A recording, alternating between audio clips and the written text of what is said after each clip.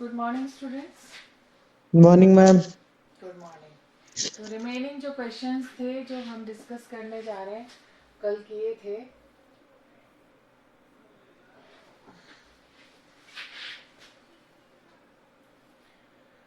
आप बता सकते हो आप में से कोई theocratic state, what do you understand by theocratic state? क्या होता है थियोक्रेटिक?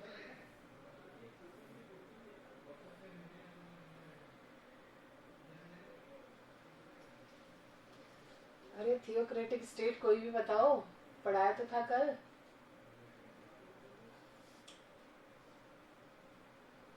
बताओ। लक्ष्मी बता रही है, लक्ष्मी की आवाज प्रॉपर नहीं आ रही है। और कोई बताओ। मैम ऐसी स्टेट को अपनी मनमानी करते हो। हाँ, ऐसे स्टेट जो मनमानी करते हैं उनको थियोक्रेटिक बोलते हैं।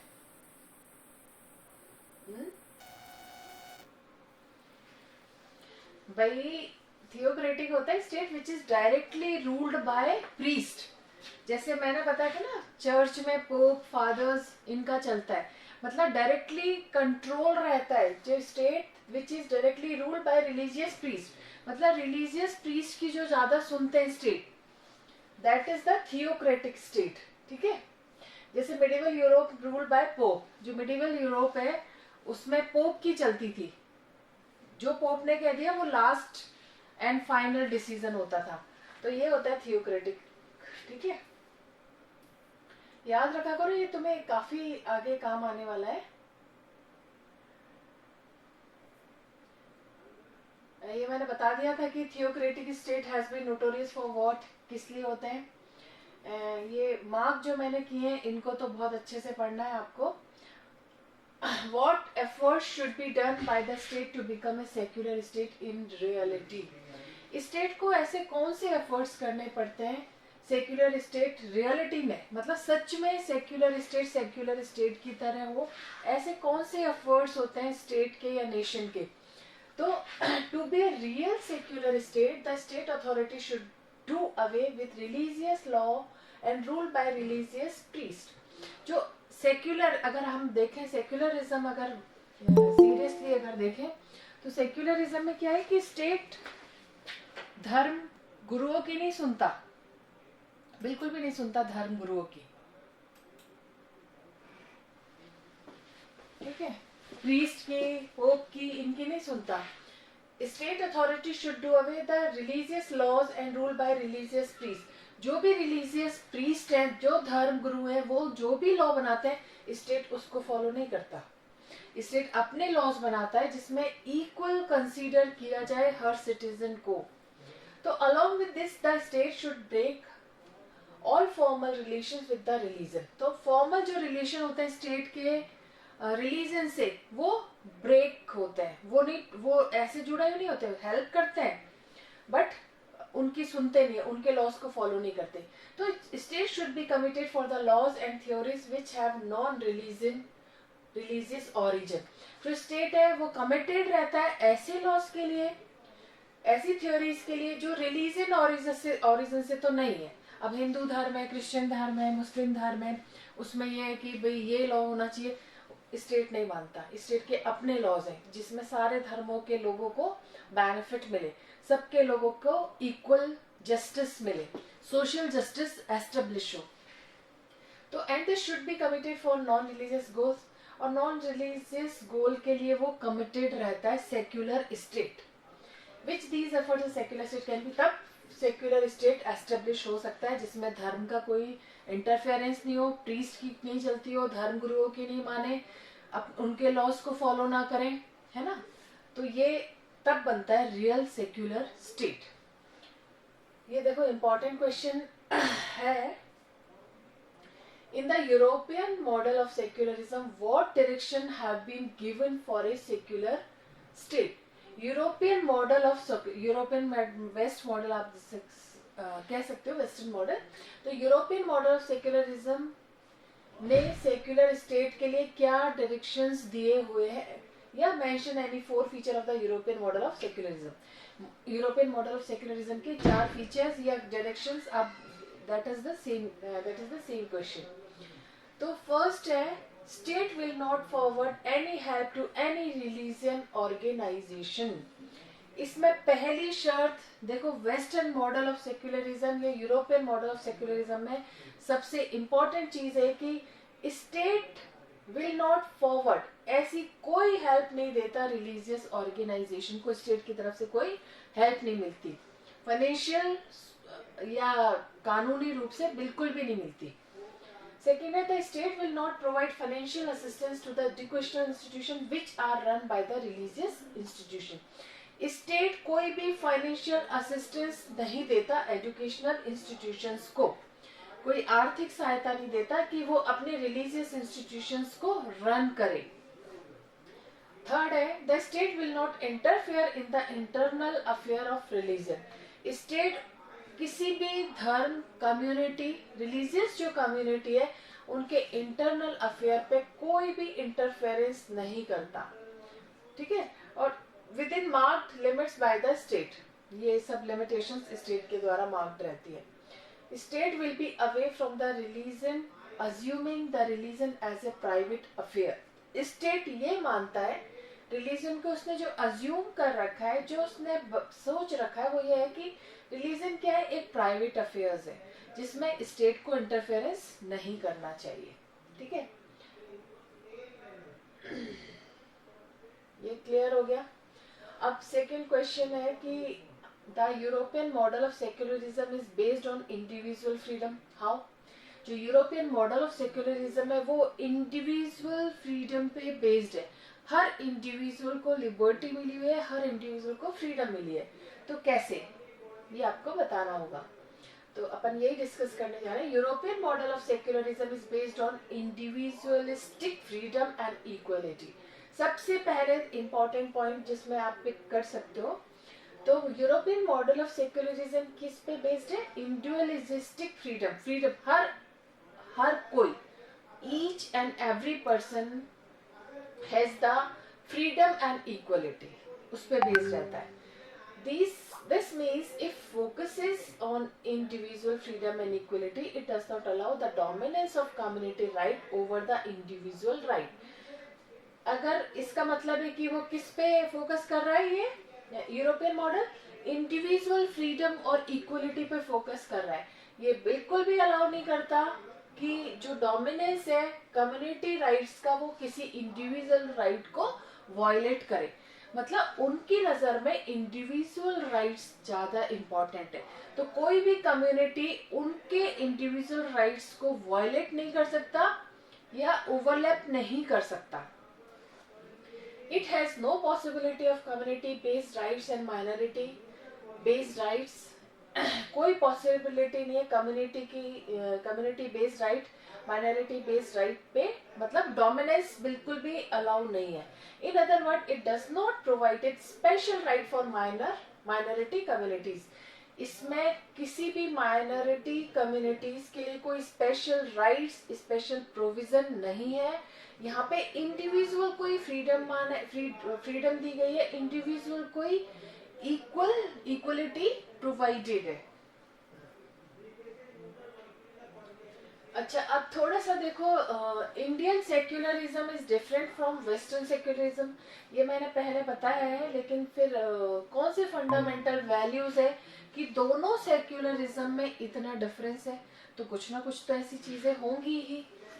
तो Indian secularism is different from western secularism deeply, सच में अलग है। इंडियन सेक्युलरिज्म अलग है, वेस्टर्न सेक्युलरिज्म अलग है। Indian secularism does not focus only the separation between the state and the religion. Indian secularism नहीं मानता कि स्टेट को धर्म से बिल्कुल अपने आप को डिटैच कर ले, बिल्कुल ही अलग अलग कर ले, सेपरेट कर ले, डिवाइड कर ले। ये इंडियन सेक्युलरिज्म बिल्कुल भी नहीं मानता। But also the equality among different religion, वो कहते हैं कि अपने आप को स्टेट से अलग ना करो, बल्कि डिफरेंट रिलीजन्स को इक्वल कंसीडर कराओ। ऐसे नहीं है कि आप खुद को तुम कुछ भी करो, ऐसा नहीं है। उसमें कह रहे हैं कि डिफरेंट रिलीजन्स को इक्वलिटी प्रोवाइड करो, उनको इक्वल राइट्स दो. In the same way, Indian secularism allow the state interference for religious reform, but the Western secularism does not have this feature. अब जैसे इंडियन सेक्युलरिज्म में क्या है कि जैसे रिलीजियस धर्म के नाम पे जो इविल प्रैक्टिसेस हैं, है ना, जो गलत चीजें हैं, रॉन्ग डूइंग्स हैं, बैड डीड्स हैं, उनको स्टेट अलाउ नहीं करता. स्टेट कहता है कि उसमें अगर रिलीजियस में कोई रिलीजन में कोई रिफॉर्मेशन आना है और अच्छा है वो सभी के लिए, तो वो स्टेट उसमें हेल्प करता है. लेकिन वेस्टर्न सेक्युलरिज्म में स्टेट किसी भी इस फीचर में इंटरफेयर नहीं करता धर्म के मामले में. तो एक सबसे बड़ा इम्पोर्टेंट जो है वेस्टर्न सेक्युलरिज्म और इंडियन सेक्युलरिज्म में ये डिफरेंस है. आपने पढ़ा होगा 10th तक सेक्युलरिज्म क्या होता है, पर सेक्युलरिज्म भी जैसे India is a secular state. अब सेक्युलर स्टेट होने से तो सेक्युलरिज्म आ नहीं गया, लॉज बन गए, ये माइंडसेट की बात है. लेकिन फिर भी आप देखो सेक्युलरिज्म सिर्फ अभी तक अपन ने पढ़ा what do you understand by secularism. अब हम पढ़ रहे हैं कि वेस्टर्न सेक्युलरिज्म क्या है, इंडियन सेक्युलरिज्म. तो ये आइडियोलॉजी कहीं ना कहीं जाके एलाबोरेट कर रही है कि आप इस छोटा सा नहीं है सेक्युलरिज्म, इसमें बहुत डिबेट डिस्कशन हुए हैं, बहुत सारे रिसर्च हुए हैं, तब ये जाके चीजें निकली है. नेक्स्ट क्वेश्चन है, under Indian secularism there are positive relations between the state and the religion. Explain. कि इंडियन सेक्युलरिज्म में सेक्युलरिज्म जो है उसमें पॉजिटिव रिलेशन है रिलीजन के बीच भी और स्टेट के बीच में, बहुत पॉजिटिव है, वो दोनों एक दूसरे से अटैच्ड है. तो इसको एक्सप्लेन करना पड़े तो Indian constitution has provided the right to establish religion and educational institution by minority communities. मान लीजिए कोई हमारे इंडिया में माइनर कम्युनिटीज है, उनका अपना एक धर्म है, उनकी अपना एक कल्चर है, तो क्या उसको सप्रेस कर दे, क्या उसको ऑप्रेस कर दे? नहीं. इंडियन सेक्युलरिज्म में उसको अधिकार है कि वो अपने रिलीजियस जो एजुकेशनल इंस्टीट्यूशन है उसको एस्टेब्लिश करे. ठीक है, वो चाहे तो प्रचार करे. फिर मैं वापस रिपीट कर रही हूँ कि वो क्या कर सकते हैं, प्रोफेस कर सकते हैं, लेकिन जबरदस्ती कन्वर्ट नहीं कर सकते, फोर्सफुली नहीं है वो. इंडिया उसको हेल्प करता है कि ठीक है तुम अपनी इंस्टीट्यूशन डेवलप कर लो, एजुकेशन दो, कोई दिक्कत नहीं है अपनी कम्युनिटीज को. The state authority can assist minority institution like other institution. जो स्टेट अथॉरिटी है वो असिस्ट करती है माइनॉरिटी इंस्टीट्यूशन को, जैसे बाकी के इंस्टीट्यूशन है उसको वैसे ही माइनॉरिटी जो कम्युनिटी के इंस्टीट्यूशन है उसको भी असिस्ट करती है. Indian states authority can positively interfere in religious affair for the establishment of peace, freedom, equality in the society. अच्छा, इंडियन अब सवाल ये उठता है कि इंडियन सेक्युलरिज्म धर्म में क्यों इतना इंटरफेयर करे, धर्म को अलग छोड़ देना चाहिए.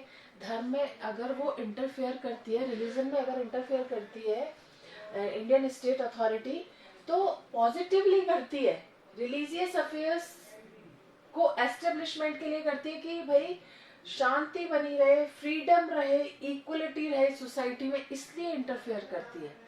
उसको कोई मतलब नहीं है रिलीजन का, आप अपने रिलीजन को करो ना, लेकिन सोसाइटी में पीस, फ्रीडम, इक्वलिटी मेंटेन रहनी चाहिए, तब वो इंटरफेयर करती है, अदरवाइज इंटरफेयर नहीं करती. In this way it is clear that Indian secularism have positive relation. इसी तरीके से अपन कह सकते हैं कि जो इंडियन सेक्युलरिज्म है उसका पॉजिटिव रिलेशन रहता है स्टेट और रिलीजन के बीच. मतलब डिटैच नहीं है, अटैच है, पर अपने अपने स्फीयर में सब फ्री है.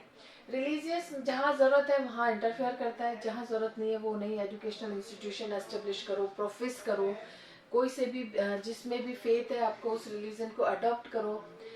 बट सोसाइटी में मेन है कि पीस, फ्रीडम और इक्वलिटी मेंटेन रहनी चाहिए. धर्म के नाम पे ये स्नैच्ड नहीं होना चाहिए इंडिविजुअल्स का.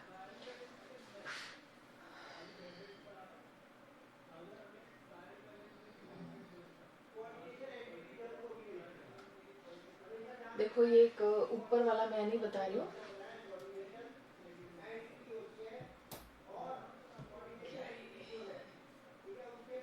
तो नेक्स्ट क्वेश्चन आप देख सकते हो, ये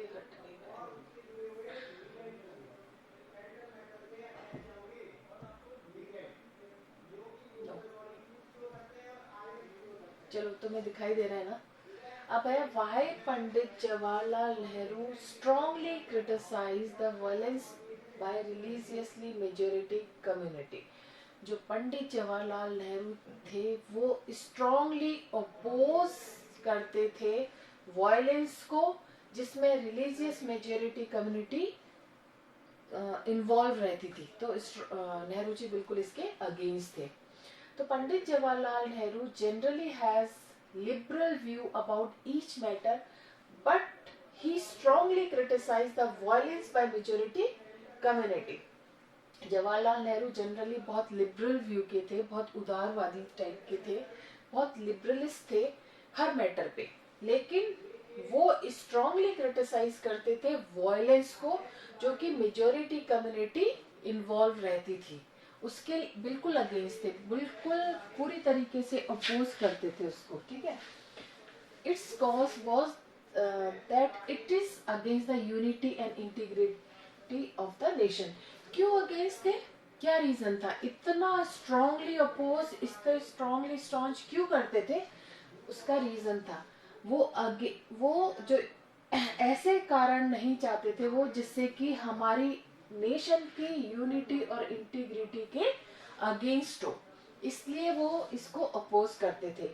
for him the secularism was not merely theoretical principle, for him it was the only guarantee of unity and integrity of the nation. उनका मानना था कि सेक्युलरिज्म एक कोई थ्योरी नहीं है, एक प्रिंसिपल नहीं है, एक लॉ नहीं है, एक मतलब क्या कहें इसको, एक वर्डिक्ट नहीं है, कोई ऐसी चीज नहीं है, रूल्स एंड रेगुलेशंस नहीं है। उनके लिए ये सेक्युलरिज्म एक गारंटी है जिससे कि नेशन की इंटीग्रिटी और यूनिटी मेंटेन रहे, इसलिए वो। अब सबसे बड़ी चीज है कि हमने सारा चैप्टर पढ़ लिया, हमें ये नहीं पता कि व्हाट इज माइनॉरिटीज्म। अब माइनॉरिटी क्या होती है। Main attention is special care for minority community while ignoring even the basic interest of majority community, this is called minoritism. जो मेन अटेंशन है, स्पेशल केयर है माइनॉरिटी कम्युनिटी के लिए, जब हम इग्नोर करते हैं बेसिक इंटरेस्ट मेजोरिटी कम्युनिटी का, तब हम माइनॉरिटी कहते हैं। मतलब मेजोरिटी कम्युनिटी के इंटरेस्ट से अलग हम माइनॉरिटी कम्युनिटी को जब वेटेज देते हैं, उनमें इंटरेस्ट डेवलप करते हैं, दैट इज द माइनॉरिटिज्म।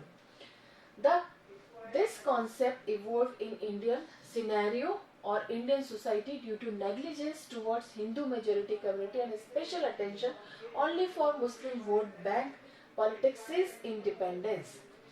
ये जो कॉन्सेप्ट था वो इवोल्व हुआ था, डेवलप हुआ था इंडियन सिनेरियो में, इंडियन सोसाइटी में, क्योंकि due to negligence toward Hindu, जो हिंदुओं के प्रति नेग्लिजेंस था, है ना, और special attention Muslim vote bank को दिया गया था पॉलिटिक्स में इंडिपेंडेंस से। तो it is also explain as Muslim appeasement, this is called minoritism. तो ये एक मुस्लिम कम्युनिटी के लिए अपीजमेंट था, इसी को माइनॉरिटिज्म के नाम से जाना जाता है। The last question is, the secularism is called an impossible project. Why? Secularism एक ऐसा प्रोजेक्ट है जो बहुत इम्पॉसिबल है, तो क्या रीजन है इसका। तो secularism is called as impossible project because it demands much hands can not exist for long, क्योंकि इसकी डिमांड है बहुत लंबे समय तक एग्जिस्ट नहीं कर सकती। It wants the solution of a problem which can not be solve. ये क्या चाहता है, सेक्युलरिज्म क्या चाहता है, रिजॉल्वेशन, सॉल्यूशन प्रॉब्लम का, जो कि बहुत सालों तक रिजॉल्व नहीं होती, सॉल्व नहीं होती। That problem is that people with deep religious and ideological differences can not live together peacefully. Problem क्या आती है सेक्युलरिज्म में, प्रॉब्लम क्या आएगी बेसिकली भाई, जो जैसे मेरा विश्वास है डीप रिलीजियस और आइडियोलॉजिकल जो डिफरेंसेस होते हैं डिफरेंट कम्युनिटीज में, डिफरेंट रिलीजन में, वो उनको पीसफुली साथ नहीं रहने देते। हम जैसे हम हिंदू हैं तो हम ये करेंगे, हम मुस्लिम हैं तो हमारा ये होता है, हमारी कम्युनिटी में ये होता है, आइडियोलॉजी का डिफरेंस है। भगवान जो एक बेसिक जो कॉन्सेप्ट अगर हम देखें धर्म का, तो धर्म कभी भी वायलेंस नहीं सिखाता, धर्म लड़ना नहीं सिखाता, धर्म हमें आपस में साथ रहने का मतलब जब अगर किसी भी हम किसी को भी बुक को होली बुक अगर हम पढ़ लें, चाहे वो गीता हो, चाहे वो कुरान हो, चाहे वो गुरु ग्रंथ साहिब हो, चाहे जो भी हो, जिस भी हो, कोई भी ये चीज़ें नहीं सिखाता। ये तो धर्म गुरुओं ने इस चीज़ को अपने पर्सनल इंटरेस्ट से जोड़ के ये मिसगाइड करते हैं। अदरवाइज सारे धर्म में वॉयलेंस बिल्कुल मना है, एक्सप्लॉयटेशन मना है, ये सारी चीज़ें हैं। तो ये डिफरेंसेस तो रहते ही है। तो यहाँ पे सेक्युलरिज्म जो प्रोजेक्ट है वो इसीलिए इम्पॉसिबल है कि डिफरेंट आइडियोलॉजीज के लोग हैं, डिफरेंट कॉन्सेप्ट के लोग हैं, डिफरेंट परसेप्शन के लोग हैं, वो एक साथ पीसफुली नहीं रह सकते। Hence some people call Indian secularism as an impossible। इसीलिए कुछ लोग जो इंडियन सेक्युलरिज्म है उसको इम्पॉसिबल प्रोजेक्ट के रूप में जानते हैं। किसी को कुछ प्रॉब्लम है इस चैप्टर में?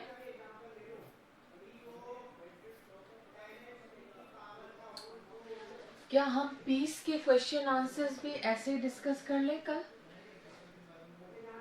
चैप्टर पीस जो है आई थिंक वो भी आ रहा है, तो उसके क्वेश्चन आंसर्स ऐसे ही डिस्कस कर ले, क्लियर हो जाएगा चैप्टर, यस मैम। है ना? हाँ मैम। हाँ, तो कल यस मैं मैम। पीस के चैप्टर लूंगी। यस। ठीक है, अब ये ओके मैम। सेक्युलरिज्म में और भी लॉन्ग आंसर्स हैं, तो ये तुम थोड़ा सा अपने आप देखना। अब मैं पीस के कल क्वेश्चन आंसर्स लूंगी, ठीक है? Till then take care, okay bye. Ma'am. Thank you ma'am.